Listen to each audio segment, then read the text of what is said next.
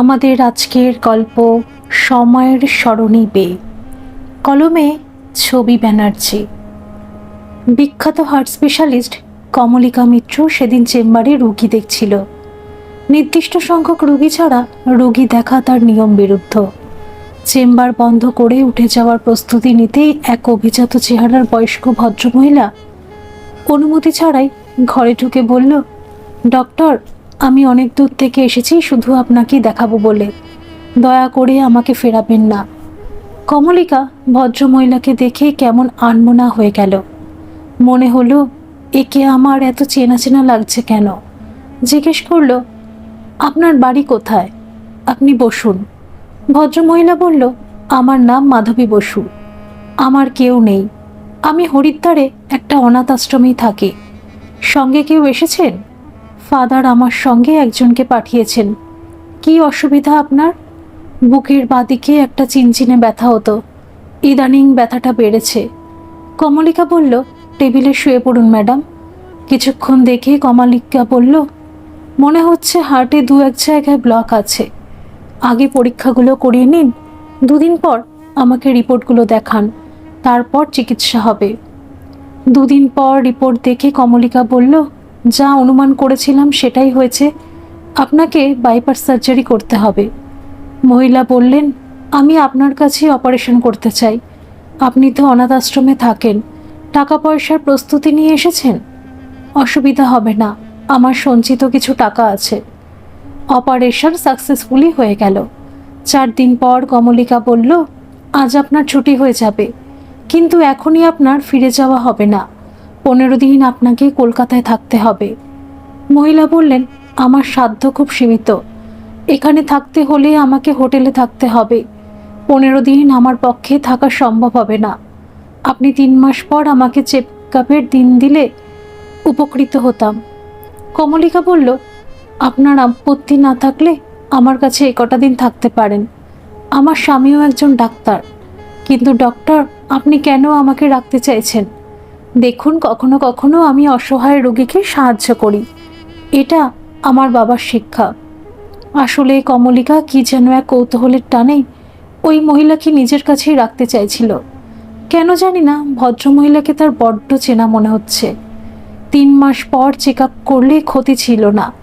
তাকে 15 দিন নিজের ফ্ল্যাটে এনে রাখলে রহস্যটা বের করার একটা সম্ভাবনা থাকলেও থাকতে পারে। কমলিকা মাধবী দেবীকে নিজের ফ্ল্যাটে নিয়ে এসে একটা ঘর ছেড়ে দিল। বলল, আপনি নিঃসংকোচে এখানে দিন 15 রেস্টে থাকুন। 15 দিন পর আপনাকে চেক আপ করে ছেড়ে দেব। টাকা পয়সা নিয়ে চিন্তা করবেন না। 10 দিন পর মাধবী দেবীর কয়েকটা রক্তের পরীক্ষা করা হলো। কমলিকা খুশি হয়ে দেখল সব রিপোর্ট নর্মাল। মাধবী দেবী খুব অস্বস্তির মধ্যেই দিন কাটাচ্ছিলেন। একদিন বললেন, ডক্টর, এবার কি আমি আশ্রমে ফিরে যেতে পারি? থাকুন না আর কটা দিন, আপনার সঙ্গে সেভাবে তো আমার আলাপই হলো না। ভদ্রমহিলা বললেন, আমার মেয়েটাও এতদিনে তোমার আপনার বয়সী হতো। কমলিকা কথাটা লুফে নিয়ে বলল, আমাকে তুমিই করে বলুন, আপনি যে বলেছিলেন আপনার কেউ নেই। মাধবী দেবী বললেন, সে তো বর্তমানের কথা বলেছি। কমলিকা বলল, তাহলে আপনার অতীতে কেউ ছিল বলছেন? মানে আমি বলতে চাইছি আপনার স্বামী সন্তান সবাই ছিল। মাধবী দেবী একটু চুপ করে থেকে বললেন, আসলে মা, আমার অতীতটা বড় কলঙ্কময়। এটা আগে জানলে তুমি যত্ন করে আমাকে তোমার কাছে আনতে না মা। কমলিকা বলল, আপনার অতীত জানতে আমি বিন্দুমাত্র আগ্রহী নই। আপনি আমার কাছে শুধুমাত্র একজন পেশেন্ট। মাধবী দেবী বললেন, কেন জানি না মা, তোমাকে আমার একজন দরদি ডাক্তার এবং ভালো মনের মেয়ে বলেই মনে হয়েছে। আমার তো ফিরে যাওয়ার সময় হয়েই গেছে, তাই আমার অতীতটা তোমাকে বলবো মা। তুমি কি শুনতে চাও? আপনার বলতে আপত্তি না থাকলে বলতে পারেন। মাধবী বলতেই শুরু করলেন, আমি ফিলোসফিতে MA পাশ করেছিলাম। রেজাল্ট মধ্যমানের ছিল। গানের গলা ছিল সুন্দর। সবাই বলতো আমি দেখতেও সুন্দরী ছিলাম। এর জন্য আমার মনে বিরাট অহংকার ছিল। ভেবেছিলাম অতি সহজেই চাকরি পাবো, গানেও একদিন আমার বিশাল নামডাক হবে। আমি বিয়ের আগে 2বার স্কুলের পরীক্ষায় বসেছিলাম, সে 2বারই অকৃতকার্য হয়েছিলাম। গানেও পাড়ার ফাংশন ছাড়া ডাক পাইনি। বাবা মা আমার বিয়ে ঠিক করলেন। আমার স্বামী কলেজের অধ্যাপক। সে ছিল উদার, সচ্চরিত্র, সুদর্শন ও হৃদয়বান। আমাকে ভালোবাসায়, স্বাধীনতায়, সুখ স্বাচ্ছন্দ্যে ভরিয়ে রাখত। তবু কি যেন এক অতৃপ্তি আমাকে কুড়ে কুড়ে খেত। শুধু মনে হতো আমার চাকরি পাওয়ার যোগ্যতা ছিল, অনেক বিত্তবান পরিবারে বিয়ের যোগ্যতাও ছিল। আমি বিলাসবহুল স্বাধীন জীবনের স্বপ্ন দেখেছিলাম। অনেক চেষ্টা করেও চাকরি না পেয়ে আমি প্রথম হতাশ হলাম। তারপরেও সাধারণ মধ্যবিত্ত পরিবারে বিয়েটা কেন জানি না মন থেকে মেনে নিতে পারিনি। মাধবী দেবী একটু থেমে বললেন, বিয়ের 2 বছর পর আমি কনসিভ করলাম। এটা জানতে পেরে আমি বিছানায় উপর হয়ে খুব কেঁদেছিলাম। আমার স্বামী অবাক হয়ে জিজ্ঞেস করেছিল, এত বড় সুখবর পেয়েও তুমি কাঁদছো কেন? কি হয়েছে বলো আমাকে। আমি বলেছিলাম, আমি এত তাড়াতাড়ি সন্তান চাই না। সন্তান হলে আমার স্বাধীনতা নষ্ট হবে, সে আমার পায়ের বেড়ি হবে। এ সন্তান কিছুতেই নেব না, ওকে আমি নষ্ট করে ফেলব। আমার স্বামী আমার হাত দুটো চেপে ধরে বলেছিল, কত দম্পতি সন্তান চেয়েও পায় না, আর এ তো আমাদের ভালোবাসার সন্তান। প্লিজ তুমি নষ্ট করো না।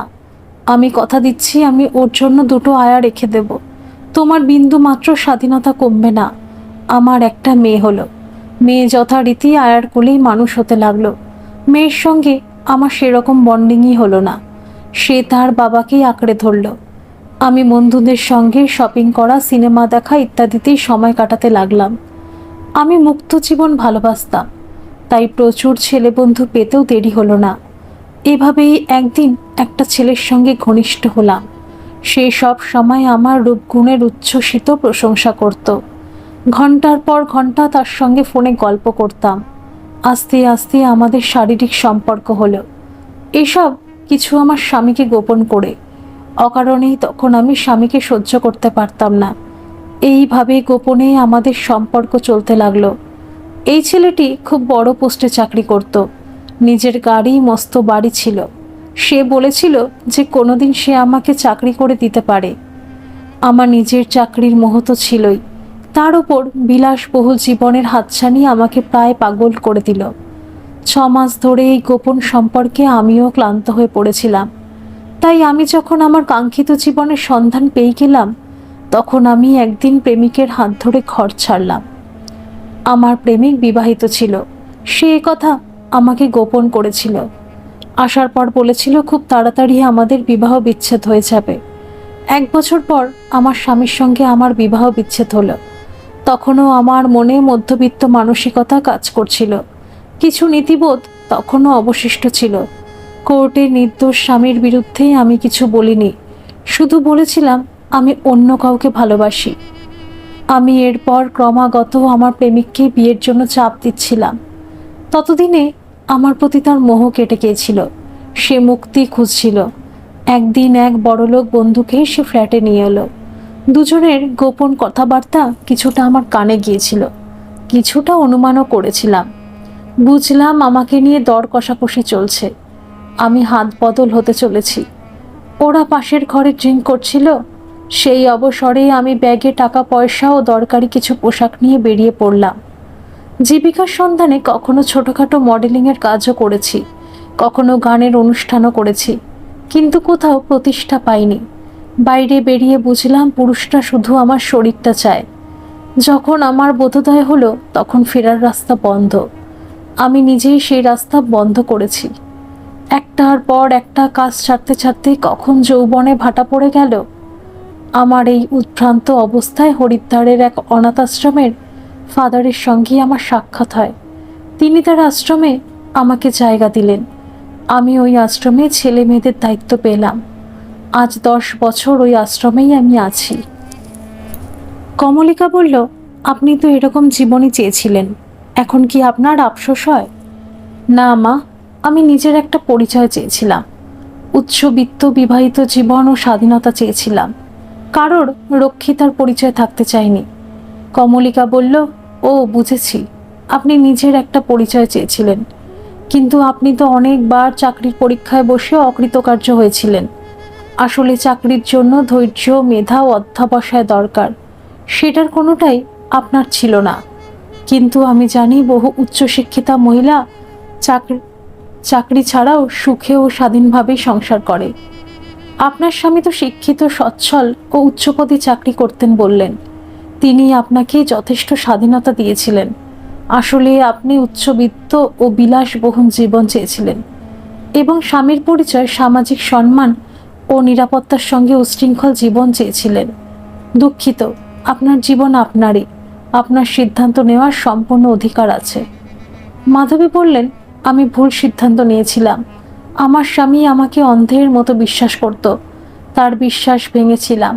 আমার সাজানো সংসার আর সন্তানের কথা ভাবিনি। আজ 10 বছর ধরে সেই পাপের প্রায়শ্চিত্ত করে চলেছি। আপনার স্বামী সন্তানের কি হলো জানতে ইচ্ছা করেনি? আমি প্রায় 22-23 বছর পর কলকাতা এসেছি। আমি জানি সে আমাকে ক্ষমা করেনি। তবুও মৃত্যু আমি নিঃশব্দে তার কাছে ক্ষমা চেয়ে যাব। কমলিকা বলল, আমি আপনাকে 3টে আমার আঁকা ছবি উপহার দেব। তুমি কি ছবি আঁকতেও জানো? বলতে পারেন আমি একজন শখের চিত্রশিল্পী। কমলিকা ছবি 3টে এঁকেছিল একটা শেষ এক্সপেরিমেন্ট হিসাবে। ওই মহিলাকে তার সবসময় মনে হতো কোথায় যেন এনাকে দেখেছে।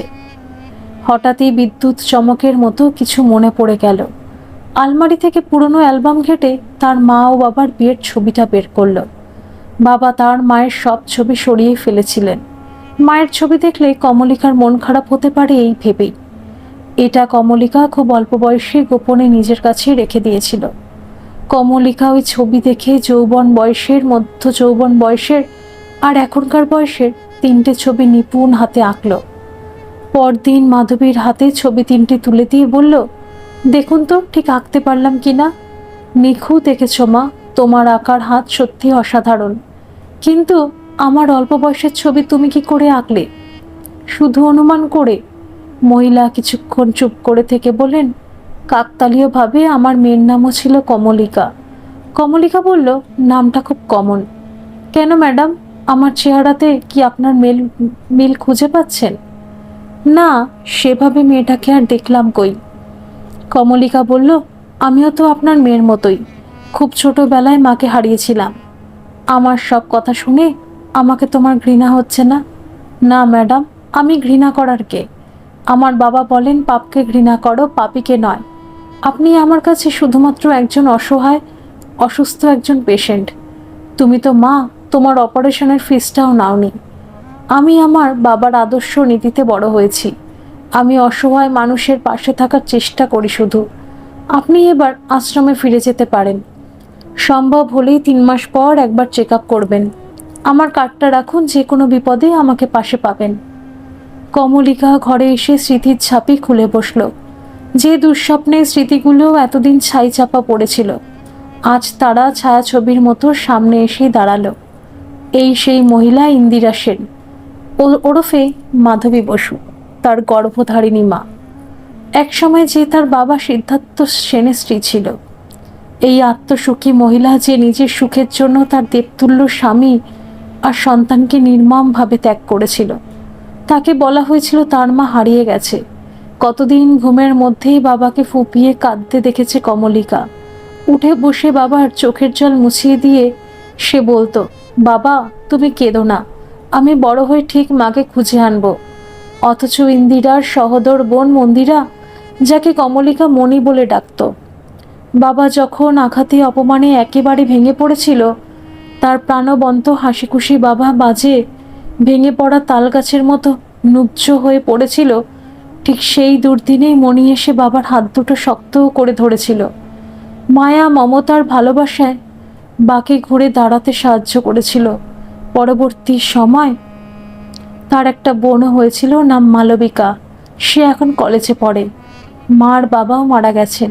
তার দিদুকে বাবা নিজেদের কাছে নিয়ে এসেছে। বাবা, মণি, বোন আর দিদুকে নিয়ে তাদের এখন পরিপূর্ণ সুখের সংসার। তবু কমলিকার চোখ দিয়ে টপ টপ করে জল ঝরতে লাগলো। একেই কি বলে নারীর টান? তার নিজের কি পরিচয় দেওয়া উচিত ছিল? বাবা, মণি, দিদুকে কি বলা ঠিক হবে?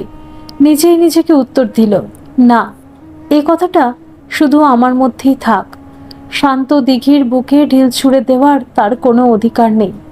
মাগো, তোমার উপর আমার ঘৃণার থেকে বেশি করুণা হচ্ছে। তুমি শান্তিতে থেকো, বাকি জীবন তুমি প্রায়শ্চিত্ত করো, ওটা যে তোমার প্রাপ্য মা।